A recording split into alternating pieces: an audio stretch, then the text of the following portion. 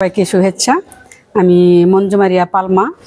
আজকে যে ট্রেনিংটাতে এসেছি দুদিন ব্যাপী, এখানে এসে আমার যে মূল যে শিক্ষণীয় সেটা হচ্ছে ঋণ মুক্ত।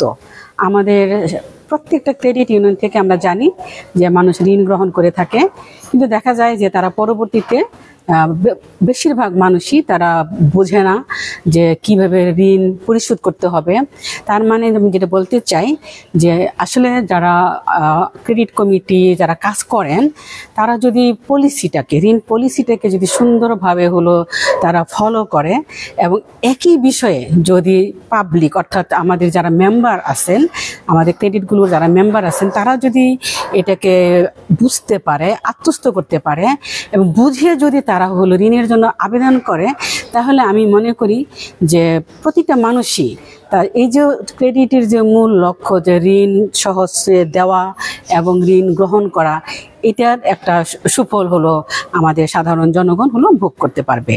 আমার এটা বিশ্বাস। আজকে যেটা দেখলাম যে ঋণ মুক্ত, এটার উপর খুবই সুন্দরভাবে আলোকপাত করা হয়েছে, সেজন্য আমি কর্তৃপক্ষ সবাইকে ধন্যবাদ জ্ঞাপন করছি।